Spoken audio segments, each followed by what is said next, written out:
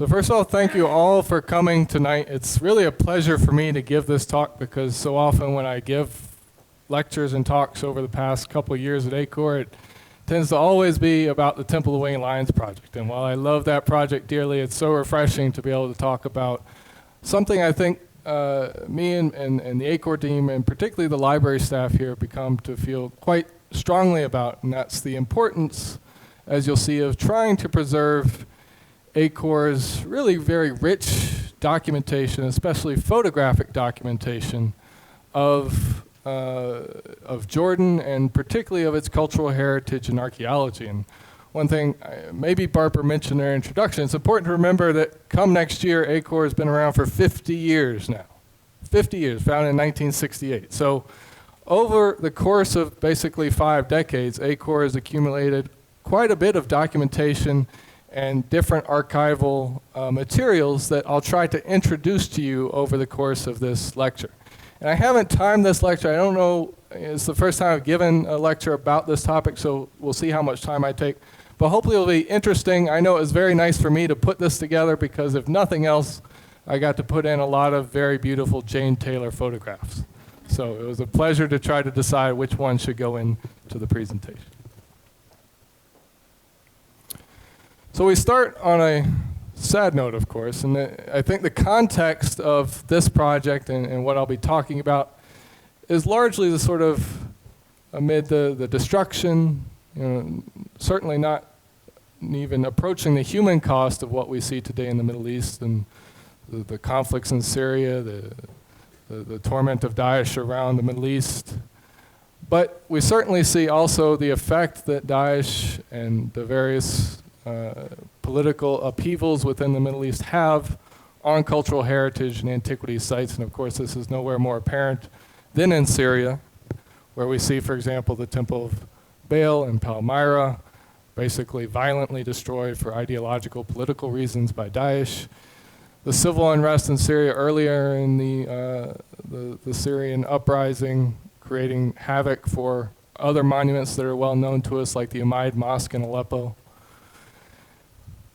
Fortunately, alhamdulillah, until now, Jordan has very much been saved from that sort of violent upheaval and destruction of either its people or its heritage sites. But it's not to say that Jordan is any less prone to the impacts of particularly development and urban expansion, other forms of destruction on heritage sites, archaeological sites.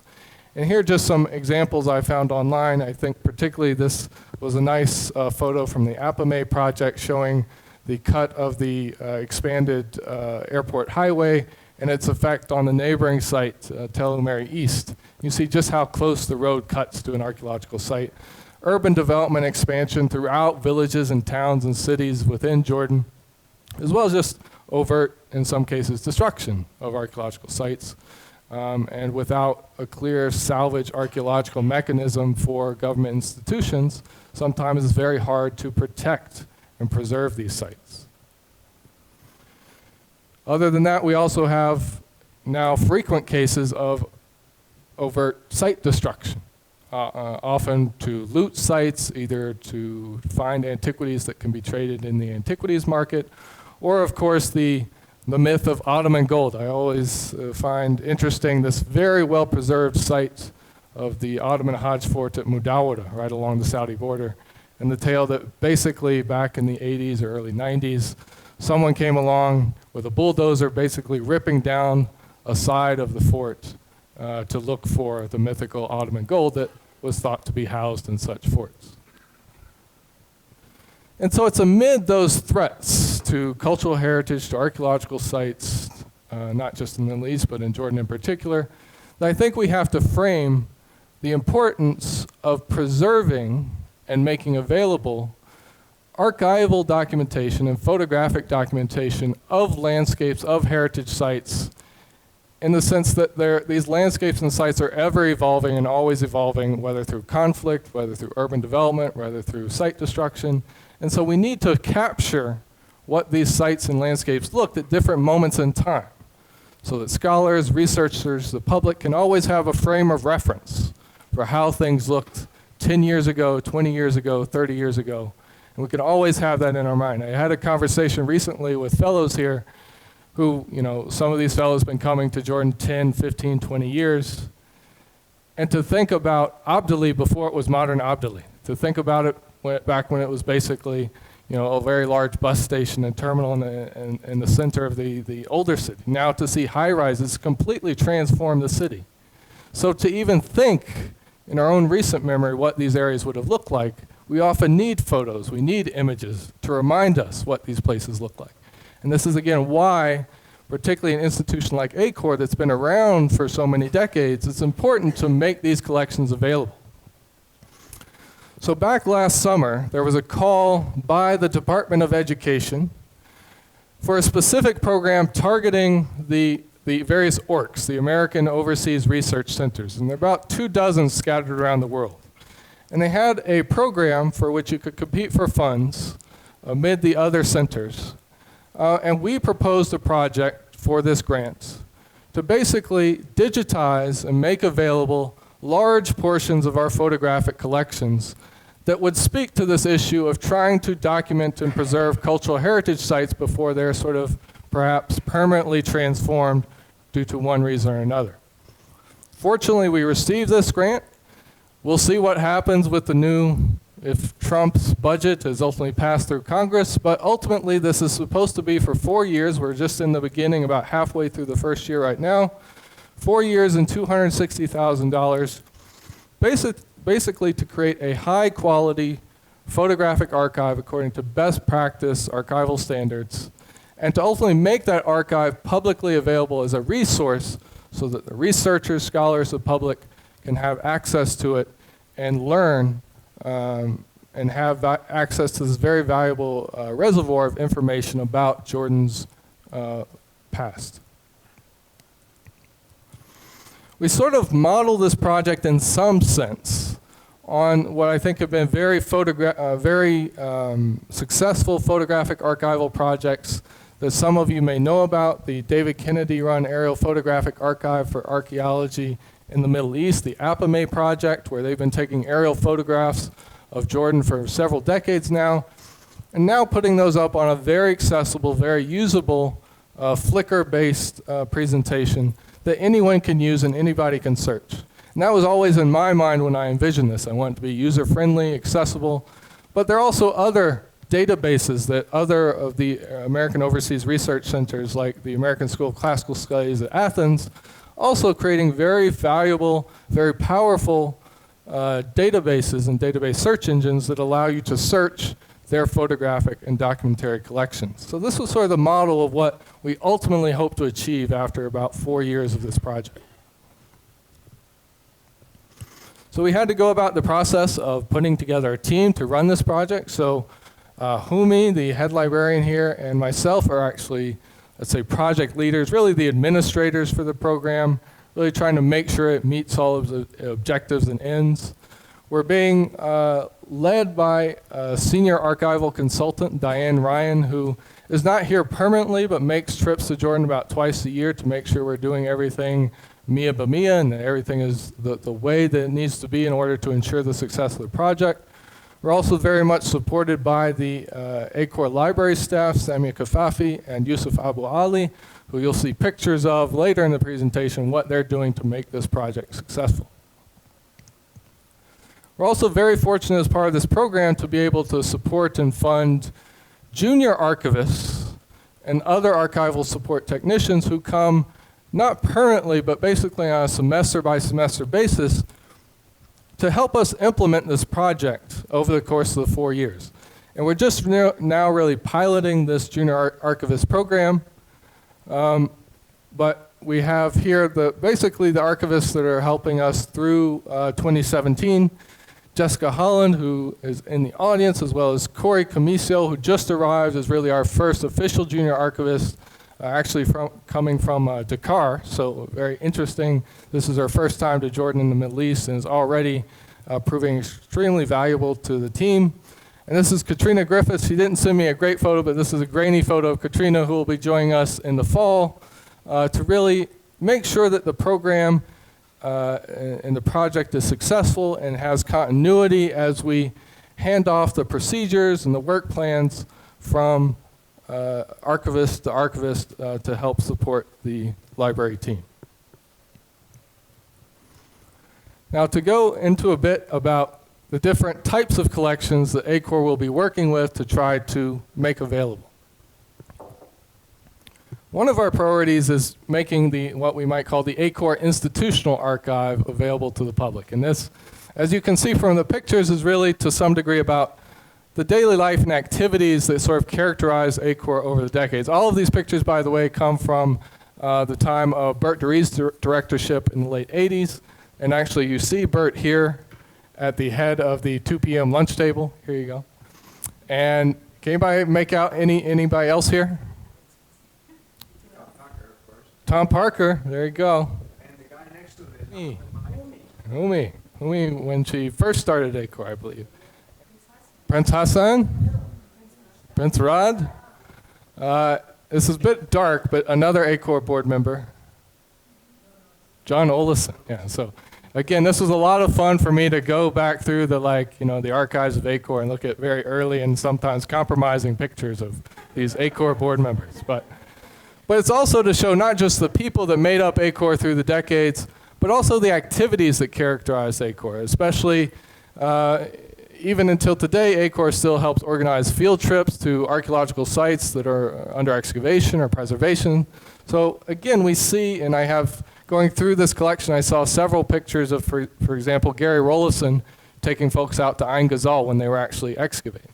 And so it's very interesting to go back through these photo archives and see who you see, but also the sites that you see, and again, how they've changed, in this case, since the late 1980s. It's also interesting, as we'll see, as part of this collection was a picture of Bill Jobling, who was actually a senior fellow here at ACOR back in the late 1980s when Bert was director. The Institutional Archive also has very valuable documentation of ACOR's various cultural heritage and archaeological projects, going all the way from the Amman Citadel project, raising the columns at the Temple of Hercules, doing different preservation and shelter works throughout Madaba and the Madaba Archaeological Park, as well as very much the excavation of the Petra Church and the preservation of the Petra papyri that were subsequently found in building the shelter to the church. So again, this documentation for ACOR projects is very valuable to ultimately make available so that researchers know what was done and how it was done through photographs.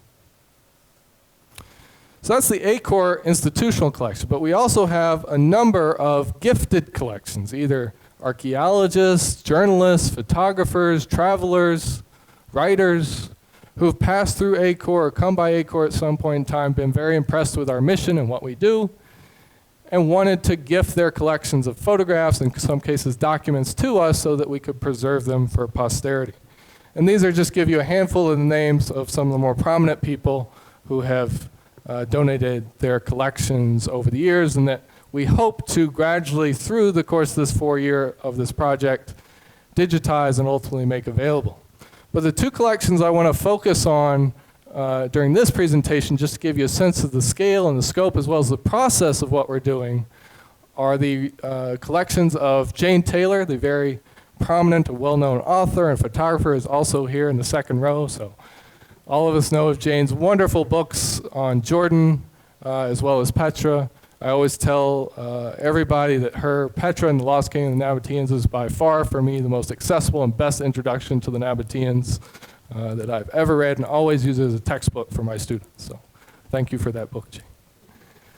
But also the collection of Rami Khouri, very prominent Jordanian-American author, journalist, political commentator, who is also, as many of you probably know, in his writings and editorship for the Jordan Times and the Daily Star in Beirut, was also very much an archaeological enthusiast and traveled to many, many places throughout Jordan, writing stories about sites, documenting different projects, and of course, many of his guides are actually still some of the best guides to different archaeological sites in Jordan, providing nice commentary and details about sites that otherwise we would walk through and know little about.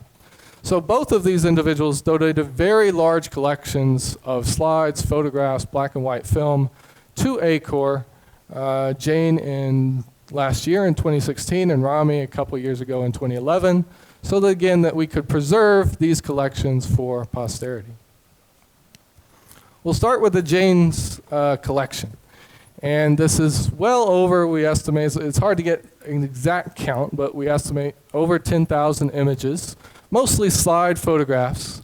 And as we all know, a lot of Jane's photographs are wonderful aerial photographs of different sites and landscapes within Jordan. But as we'll see, not just within Jordan, but Jane photographed around the Middle East and other parts of the world. And so we have not just Jordan, but Egypt, Syria, Lebanon, Yemen, and it's particularly Saudi Arabia, and it's particularly when we get to these countries where, again, that notion of cultural heritage under threat and the importance of preserving earlier photographic documentation of sites, again, becomes extremely relevant. Again, I talked at the beginning how fun it was to try to select which pictures of Jane's and which pictures of Rami's to include. These are just a couple that you may have seen in Jane's various books that we're now scanning and digitizing and making available. This is a particularly nice one of a hot air balloon rally that Jane, you said, was on a specific occasion, right? Right. And I think Jane actually spoke here a couple of years ago about different stories from her collection. And so, yes, this one was from King Hussein's 57th birthday and a celebration down in Wadi Rum. But again, also photographs not just from Jordan, but from other places throughout the Middle East. And here you see a nice range of different places. Madain Saleh in Saudi Arabia, Persepolis in Iran, and again, old city of Sana'a in Yemen. Again, places that today, and perhaps for many decades to come, unfortunately, perhaps it will be very hard to visit or very hard to see. So again, making this documentation available, very important. So what have we been doing with Jane's collection? As I'm sure she would like to know too. But we've been actually with a scanner, a dedicated slide scanner that Jane donated to ACOR with her collection. We've been scanning her collection at very high resolution, along with the other types of slides of photography we're scanning. And these are, it gets a little technical, but if you're at all interested in archival standards, about 2,500 DPI or PPI, pixels per inch, so very high resolution. Each of those coming in at about 25 megabytes. And poor Yusuf, who scans these things day in and day out, each slide takes him 10 to 15 minutes to scan. So just sitting there day after day after day, but he does a wonderful job doing this, and without that sort of monotonous task of digitizing, none of this would get done. So we're very thankful to Yusuf for putting so much time and effort in to make sure the scans are good and they come out with the right quality. Very interesting work is being done by Samia, who is, it's all well and good to digitize photographs and digitize things, but if they're just becoming nameless, aimless files in your hard drive, it doesn't do you much good. We have to do something with that data to make it useful. We have to order it, categorize it, actually describe that image data in some way. And this is the task that Samia is beginning to do with the help of the junior archival staff, trying to put in best practices and procedures for describing the visual data. So adding, for example, information about when it was photographed, annotations or captions that perhaps Jane had physically written on the slides that will allow us to ID certain aspects of the image, the general theme or subject of the photograph. And this is the biggest thing and the hardest thing. Can you imagine how many variants there are of English transliterations of Arabic place names and site names? Samia is going through about 5 or 6 different sources and finding the different ways that Arabic place names are transliterated into English and recording all of them into these Excel and Google Docs data sheets so that every image will have attached with it a consistent metadata structure that can then ultimately, hopefully, be exported into a data management system or even something like Flickr that will ultimately be, when you finally use our system, will be the things you search for. So ideally, no matter how you want to spell Telumeri, hopefully we'll catch it one way or the other, and that you'll ultimately land on the image you're trying to find. So now we'll go to Rami's collection.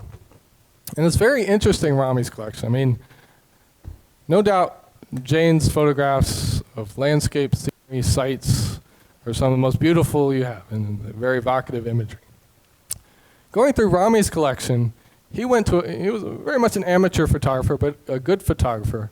but he seemed to capture a lot of moments in time, places, events, different episodes in the life of Jordan, and particularly the life of Jordan related to archaeological sites or heritage sites. And that's why I found fascinating going through his collection. And it's almost as if each picture has its own story to tell, and you wish you knew the full story. And maybe one day researchers will come and try to figure out what was this really cool event in 1985 in the Roman theater that filled it up almost to the second tier. Because all we have, unfortunately, on some of Rami's, particularly black and white photographs, is small annotations, usually numeric annotation. Often we would have to go back and research what is this particular event. But nonetheless, really evocative image of the Roman theater from 3 decades ago that tells us that, again, that these places, these heritage sites being used by people as part of their daily life. And I think that's one thing we want to convey through this project and make available. These aren't just dead places, they aren't dead sites, they're part of the living landscape of historical Jordan and even contemporary Jordan. This is another very interesting one that I had to ask Jessica about, but in her research she found that this was a picture of salt and the fruit market at Salt back in 1980. And these are some wonderful other, again, just trying to provide a sort of a spectrum of the types of images we had.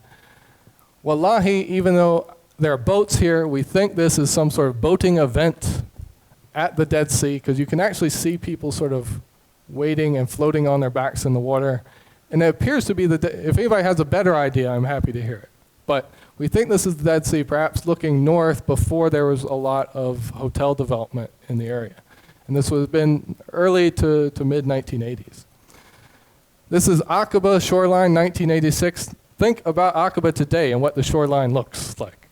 Complete resorts, hotels, development. Back in 1986, it was a very different story. And again, the notion of recording these things as snapshots in time, what things look like so we don't forget, and making sure that people realize that things change and evolve. And it's important that we don't forget. Year I was born, 1977, Ajloon Castle, you can definitely tell from the cars, 1977. And again, a very nice shot of the Byzantine cathedral at Pella here. Now with Rami's collection, unlike Jane's, which was brought to us with a fair degree of order in terms of how she had purposely ordered the images, and I have to add, Jane's been great over the course of the past week since she's been here, really working with our archival team to try to make sure we get the most out of her time and her expertise about her own collection.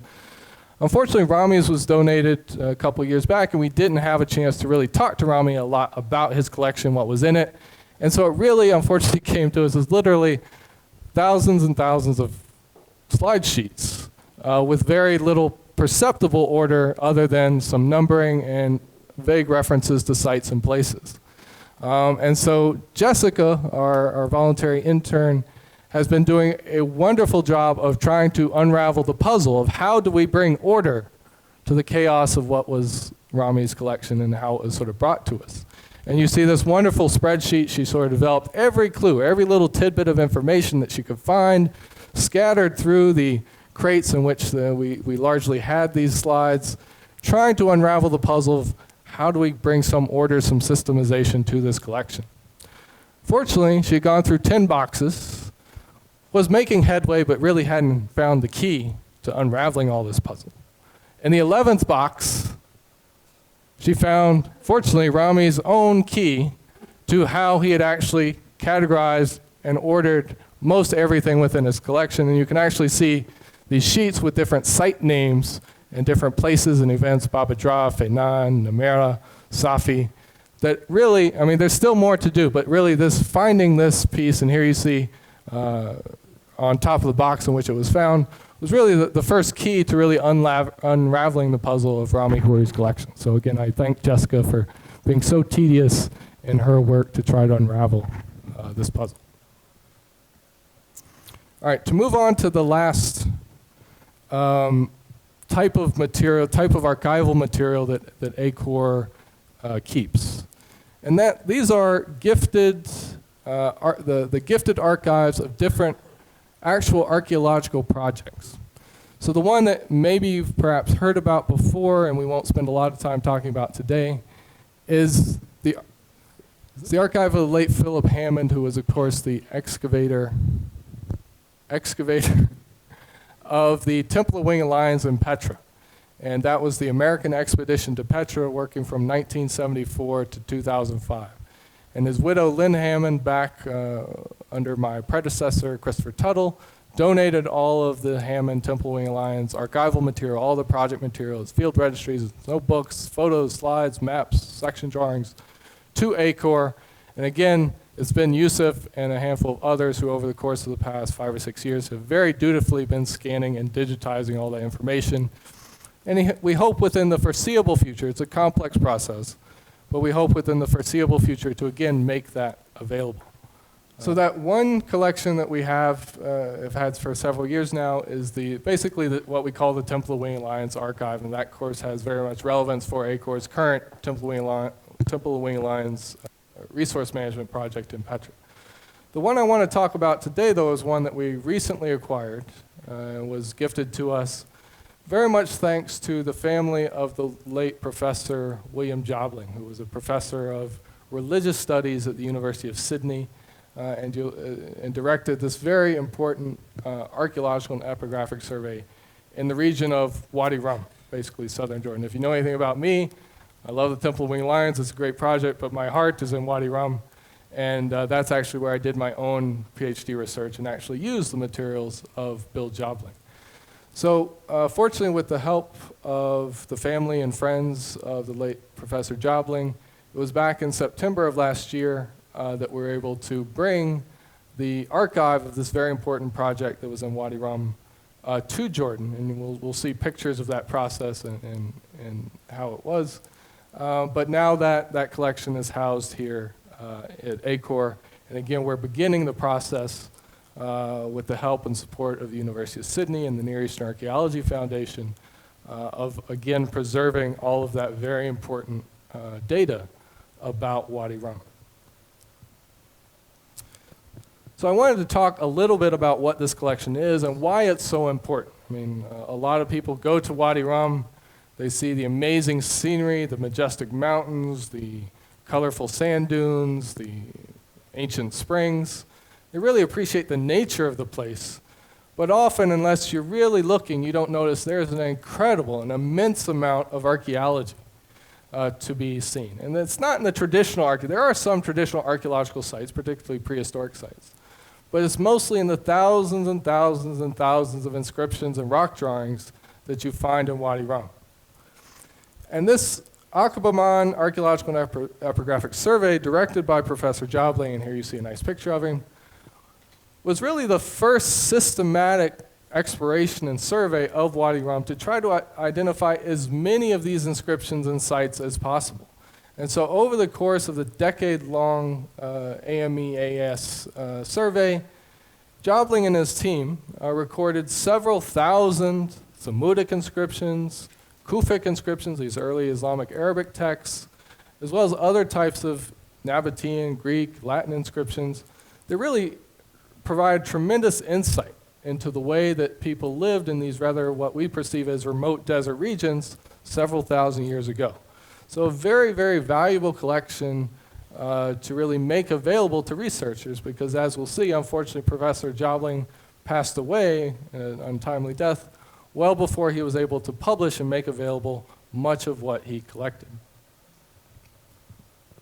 So this is a very, very large region that the Aqaba survey covered, going all the way from An, just off the screen here, down to Aqaba, down to the Saudi border fort of Mudawara, with Wadi Rum basically being the heart of that survey region. 5,000 square kilometers, very large survey area, not one that most surveyors would do today, but nonetheless a major reconnaissance survey that really, before the Jobling survey, this was really terra incognito, but really Jobling filled in the blanks in terms of what this area had to offer in terms of our understanding of the remote past of Jordan. So what did they find? They found very interesting aspects of what we might call desert archaeology. Again, not cities, not big villages or towns, but really those very interesting aspects of what it took to survive in a desert climate, in a desert environment like Wadi Rum. So tucked away in a lot of those rock outcrops and crevices that if you take a trip to Wadi Rum, you'll see. You see lots of Nabatean dams and different hydrological devices like different channels different cisterns carved into the rock faces. Here's a very nice spring that was also outfitted with different types of water catchment devices, both in the Nabatean period and before that. And also there was Bill Jobling and his team discovered a very interesting, perhaps in my mind one of the more fascinating archaeological sites actually to be found in Wadi Rum, which is very simple but very important open-air mosque dated to basically the Umayyad period, the 7th or 8th centuries. And I actually spoke about this with Firas Bekin about 2 years ago, talking about this mosque and its importance for sort of understanding early Islam in a region that we particularly don't think about often related to the earliest history of the Islamic faith. And so this was an important discovery from the Bill Jobling survey. Also fascinating examples of prehistoric rock art. There's certainly, as we'll see, there's lots of rock art that was signed by Thamudic inscriptions, but even before that, there's a whole tradition of rock art that goes back thousands and thousands of years, well into the Neolithic period and perhaps before. And some of these are a little faint, but you see, these are actually pictographs. Technically, rock art, like carvings into the stone, are petroglyphs. But pictographs are painting onto the stone. We actually, in Wadi Rum, you don't find those. And actually, anywhere in Jordan, you don't find those very much. But there are a handful of cases that Jobling documented at some rock overhangs and shelters that actually painted ochre onto the rock surface. And these are very hard to date. It's hard to know how old these are, but presumably quite old, perhaps the Neolithic or before. Here you see a nice large drawing of a zebu-type bull. It's a little faded here, but there are actually curved horns, scimitar-shaped horns here, in the shape of the zebu bull. And this is a nice idoliform figure that is very characteristic, we think, of the Neolithic period, sort of religious concepts of perhaps portraying sort of ancestor worship or worship of deceased ancestors.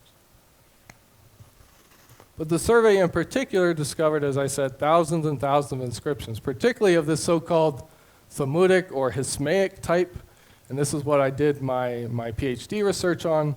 I mean, tens of thousands of these, some discovered by the Jobling survey, others discovered by other researchers, but Wadi Rum is just chock full of all of these different inscriptions dated to about 2,000 years ago. Basically a precursor to the Arabic language, but written in a sort of indigenous Arabian script that died out a couple of centuries before Arabic, classical Arabic. And here you see a nice example of a hunting scene that was signed by some of these Thamudic inscriptions. But we also have very nice examples of what we call this Kufic, or early Arabic Islamic script, usually dated to the Umayyad period, so the 7th or 8th and 9th centuries. And here you see Dr. Jobling sitting by a Greek inscription carved onto this stone bench. So again, as well as I don't have any pictures, but a whole host of Nabatean inscriptions as well. So that's why it's called the Aquaman Archaeological and Epigraphic Survey, because simply so much epigraphic material was recorded. Well, unfortunately, as I said, Bill Jobling had a very untimely death. He was actually, I think he had just returned from the field, was an avid swimmer, had gone for a swim off of a beach in Sydney and actually came back ashore and unfortunately passed away from a heart attack. And so had a very untimely death. And really, but always wanted his material to be made available to scholars, to researchers, to the public, so that others could study the fascinating human settlements and human cultures that he had first identified within Wadi Rum. And so it was during the course of my research and looking for a PhD dissertation that I came across the work of Bill Jobling and made contacts with his family, his former assistant, Richard Morgan, who we'll talk about in a second. And eventually I gained, at least from my own research, access to the archives that were at that time were held in, outside of Sydney. And so I was able to use the information collected by Bill Jobling actually to direct my own field research in a place called the Wadi Hafir, which I can tell you about if you're interested. But that's how I sort of enter this story. So one of the things that, in addition to using Jobling's material for my PhD, I made a commitment to his family, as well as to Richard Morgan, his one-time assistant, who was so gracious in terms of making the Jobling archival collection available to me. I gave them a commitment to make sure that this material would ultimately, as Jobling had intended, to be made available to researchers and ultimately to one day be published, the very important work that Jobling had undertaken. And so, fortunately, Richard, after 30 years of not having been in Jordan, came to Jordan last year and came on holiday with his wife, Allison, and they wanted to revisit a lot of the places that he and Bill had worked at 30 years before. So we actually went back to the Wadi Hafir, the Wadi Rum, to see a lot of these inscriptions they had recorded. And through that experience, I was able to convey to Richard, I think, the importance of trying to get all of this material, the photographic material, the documentary material from the survey, try to get that to Jordan so that ACOR as an institution could begin to digitize it, scan it, process it, and ultimately make it available.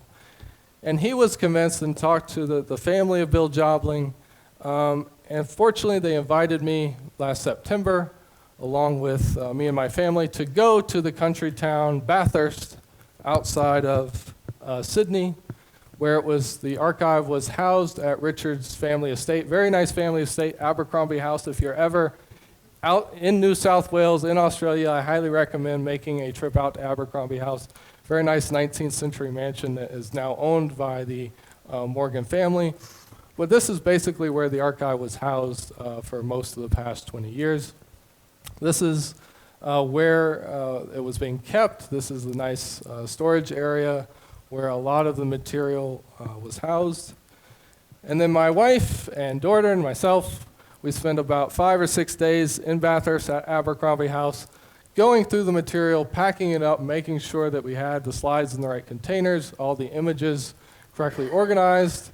And actually, here's my daughter sitting on these note how nice and well the boxes are taped and packaged. We thought we had everything good to go.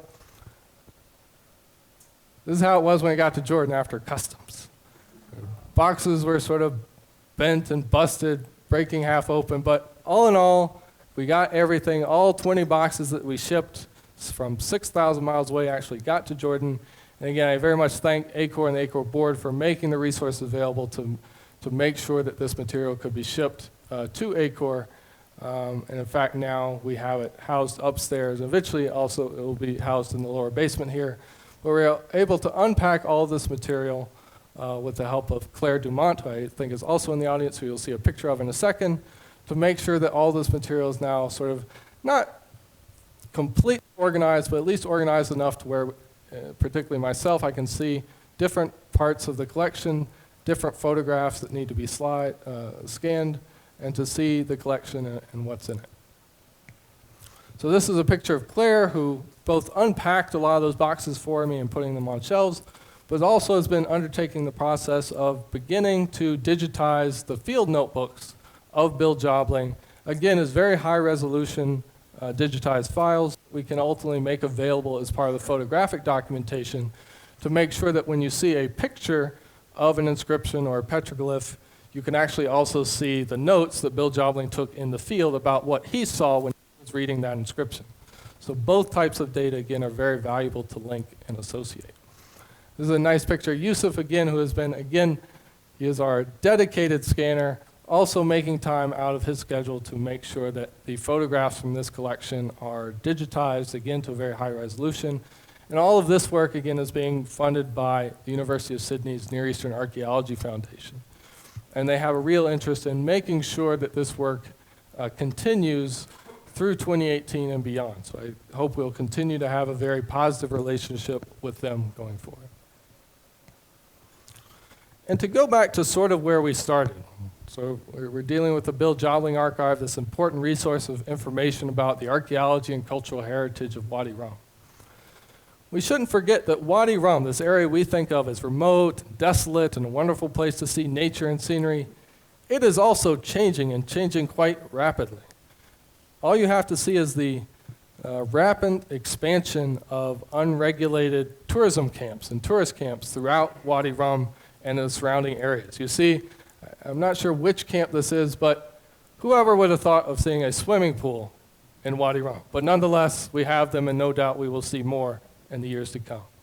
We have the Jeep drivers, and yes, the economy down there is driven by tourism, and definitely the Jeep drivers need access to tourists to take to different sites within Wadi Rum. But there's been a proliferation of the tire tracks and the Jeep tracks that go throughout the sand dunes and desert of Wadi Rum now. Again, radically transforming and changing the landscape. And this is very much also affecting as more and more people become aware of Wadi Rum, become interested. It's now very, of course, since 2011, a UNESCO World Heritage Site.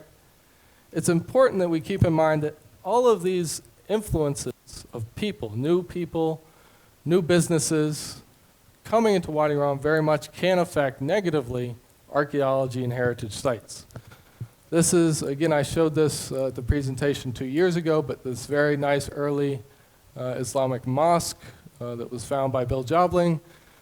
Sometime after 2008, there was looting and trenching. Basically the Qibla wall of the mosque undercutting a lot of these stones that actually, with Kufic inscriptions that identified the site as a mosque.